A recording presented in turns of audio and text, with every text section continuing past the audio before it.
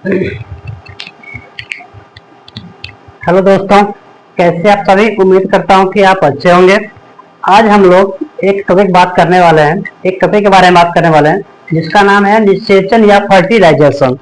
निषेचन या फर्टिलाइजेशन होता है क्या है, इस बारे में बात करने वाले हैं। देखिए, आपके सामने एक फिगर है, ये आपका मादा जनन तंत्र है। मादा जनन तंत्र का फिगर है। हम लोग आज फिगर की सहायता से पढ़ने वाले हैं, समझने वाले हैं कि निषेचन होता क्या है। सबसे पहले मैं आपका ये सबका हम नामकरण कर दिया हूँ, अब आपको समझाता हूँ ये होता क्या है। जैसे देखिए यहाँ पे मादा में इसका ये जो भाग रहता है इसको हम लोग बोलते हैं गर्भाशय। इसका ये भाग है, इसे बोलते हैं गर्भाशय। और यहाँ आप देख रहे हैं ये दो ट्यूब टाइप का जो है, ट्यूब टाइप का नली टाइप का जो है, इसे बोलते हैं फैलोपियन ट्यूब। इसे क्या बोलते हैं? फैलोपियन ट्यूब, जिसको हिंदी में बोलते हैं डिंब वाहिनी नलिका। डिंब वाहिनी नलिका बोलते हैं, इसे बोलते हैं फैलोपियन ट्यूब। कुछ वर्ड बायोलॉजी में ऐसे होते हैं जिसका इंग्लिश ही अधिकतर उपयोग किया जाता है, इसे बोलते हैं लोग फैलोपियन ट्यूब इंग्लिश में। इसका नाम है फैलोपियन ट्यूब। जिस तरह से इधर है फैलोपियन ट्यूब, इधर भी इस तरह से है फैलोपियन ट्यूब, यानी ये दो की संख्या में होता है। इधर फैलोपियन ट्यूब और इधर फैलोपियन ट्यूब है, दोनों का नाम है फैलोपियन ट्यूब। ठीक है। और ये आप देख रहे हैं इसका नाम है फिम्बरी। इसे क्या बोलते हैं? फिम्बरी। इसका नाम है फिम्बरी, इसका भी नाम है यहाँ पे फिम्बरी। ठीक है, दोनों फिम्बरी हो गया। और ये आप देख रहे हैं इसका नाम है अंडाशय। इसका नाम है अंडाशय। और ये भी क्या है आपका? अंडाशय। ये भी क्या है? अंडाशय। ठीक है। और आप ये भाग देख रहे हैं, इसको बोलते हैं वेजाइना। ठीक है, योनि बोलते हैं, वेजाइना या फिर योनि बोलते हैं। तो हम लोग यहाँ पे देखने वाले हैं कि निषेचन होता है क्या है, इसको हम लोग फिगर के साथ देखने वाले हैं। ये फर्टिलाइजेशन या निषेचन होता है क्या है। देखिए यहाँ पे हम लिखे हैं कि ये क्या है? अंडाशय। ये भी क्या है? अंडाशय। इसका मतलब ये हुआ कि मादाओं में एक जोड़ा अंडाशय पाया जाता है। ठीक है। अब देखिए यहाँ पे अगर हमें बात करना है निषेचन के बारे में, फर्टिलाइजेशन के बारे में, तो ये होता क्या है, निषेचन होता क्या है। हम लोग बोलेंगे कि जब नर युग्मक एवं मादा युग्मक आपस में संयुग्मन करता है या फिर मिलता है। ठीक है, जब नर युग्मक और मादा युग्मक आपस में मिलता है तो इसे क्या बोलते हैं? निषेचन बोलते हैं या फिर फर्टिलाइजेशन बोलते हैं। हम यहाँ क्या बोल रहे हैं कि जब नर युग्मक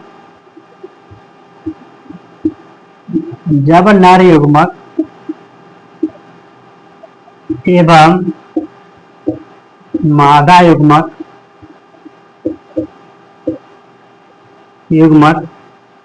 आपस में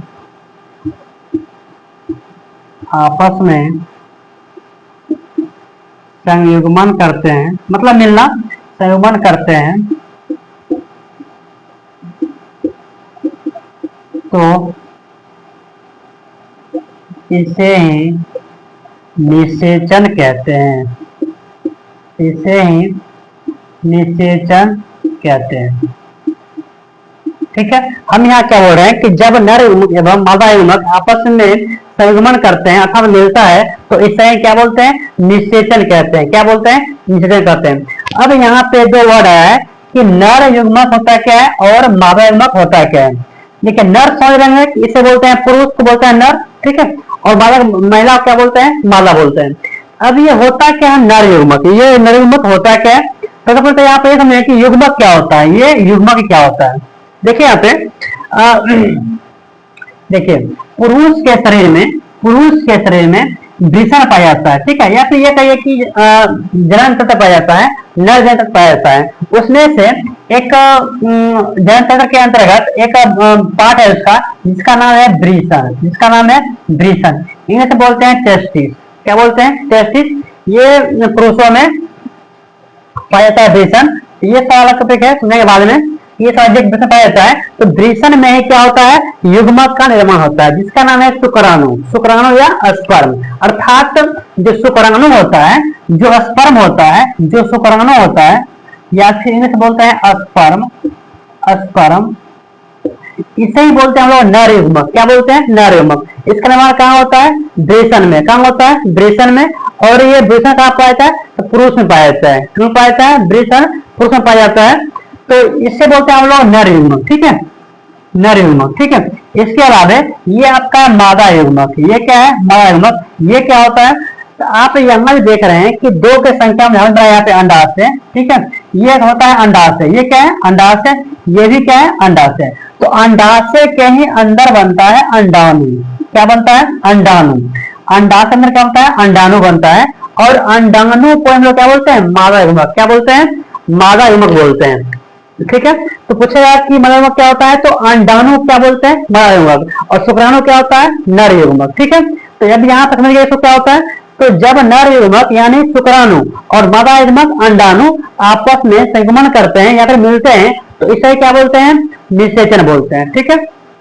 इसे क्या बोलेंगे निषेचन बोलते हैं। अब ये क्रियाएं संपन्न कहाँ होती है इसको समझते हैं। देखिए जैसे कोई भी मेल और फीमेल जब मैथुन क्रिया संपन्न करता है, मैथुन मतलब ये होता है जैसे कोई भी मेल फीमेल फिजिकल संबंध बनाता है उसे बोलते हैं मैथुन क्रिया, ठीक है।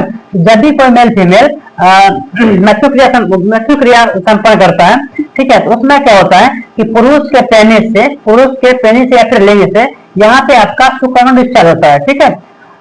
यहाँ पे महिला के वेजाइना में शुक्राणु डिस्चार्ज होता है, ठीक है। ये आपका शुक्राणु का फिगर है, यहाँ पे शुक्राणु का डिस्चार्ज होता है। शुक्राणु अकेले नहीं आता है, उसमें सीमेन आता है, ठीक है, यानी सीमेन में ही शुक्राणु मिलता है, ठीक है।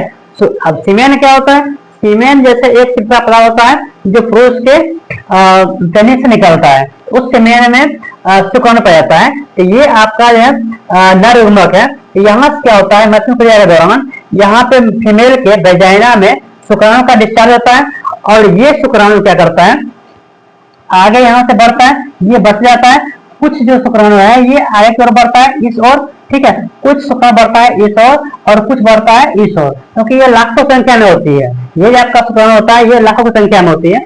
अब देखिए यहाँ पर इसको समझ लीजिए, यहाँ तक समझिए पे ये क्या होता है। देखिए यहाँ पे ये अंडाशय क्या है, इसका काम क्या है, ठीक है, ठीक है। ये होता है फीमेल में, ये आपको एक जोड़ी होती है, यानी दो की संख्या में होता है, एक इधर और एक इधर होता है। तो यहाँ भी क्या होता है अंडाणु बनता है और यहाँ भी अंडाणु बनता है, यानी अंडाशय में ही क्या बनता है अंडाणु का निर्माण होता है। इसमें क्या होता है कि प्रत्येक मंथ इसमें एक अंडा का निर्माण होता है, ठीक है, एक अंडाणु का परिपक्व होता है। अगर एक परिपक्व महिला की बात करें तो उसके पूरे जीवन काल में लगभग 400 अंडे का निर्माण होता है, लगभग 400 अंडे का निर्माण होता है, ठीक है। तो जब कोई बालिका लगभग 11 से 13 वर्ष हो जाती है तो उसमें मासिक धर्म शुरुआत हो जाता है, उस मासिक धर्म स्टार्ट हो जाता है। तो उस समय क्या होता है उसमें अंडाणु परिपक्व होना आरंभ हो जाता है, ठीक है, अंडाणु होना उसमें प्रारंभ हो जाता है। तो इसमें क्या होता है कि जब भी कोई बालिका में मासिक धर्म शुरू होता है तो उसके जस्ट मासिक धर्म के 14वें दिन, यानी जिस दिन अगर मान लीजिए आज मासिक धर्म शुरू हुआ है उसके 12 से 14वें दिन बाद क्या होता है कि इसमें से एक अंडाणु परिपक्व हो करके और ये पहुंचता है यहाँ पर इस रास्ते से होते हुए ये फेलोपियन ट्यूब में पहुंच जाता है, ठीक है। ये फेलोपियन ट्यूब में अंडाणु पहुंच जाता है। अब यहाँ से जो यहाँ आता है ये थिमरी की सहायता से यहाँ पहुंचता है, ठीक है, कहाँ फेलोपियन ट्यूब में।